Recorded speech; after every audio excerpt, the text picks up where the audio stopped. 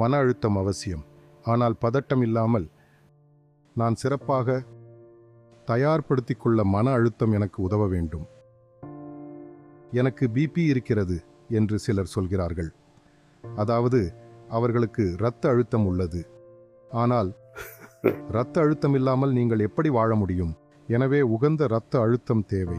மேலும் பதட்டமில்லாத உகந்த மன அழுத்தமும் தேவைப்படுகிறது. அது இல்லையெனில் நமக்கு உந்துதல் இருக்காது என்று நான் நினைக்கிறேன். மன அழுத்தம் நம்மை உயர்த்த வேண்டும். அது நம்மை ஊக்குவிக்க வேண்டுமே தவிர ஊக்கத்தை கெடுக்கக்கூடாது. பெரும்பாலும் தேர்வுகள் நெருங்கும் போதும் அல்லது வாழ்க்கையில் ஏதாவது சோதனை வரும்போதும், பின்னர் நீங்கள் வளரும்போது, நீங்கள் ஏதாவது வேலைக்கான நேர்காணலுக்கு செல்லும் போதும் சிறிதளவு மன அழுத்தம் இருக்கத்தான் செய்யும். தெரியாத விஷயத்தை செய்வது எப்போதும் மன அழுத்தத்தை உண்டாக்கும். தேர்வுகளில் என்ன கேட்கப்படும் என்பது தெரியாது. ஆனால் வாழ்க்கையில் அடுத்தது என்ன நடக்கும் என்று தெரியாது. அதைவிட தேர்வுகளில் கேட்கப்படுவது ஒன்றும் அவ்வளவு தெரியாத விஷயமில்லை.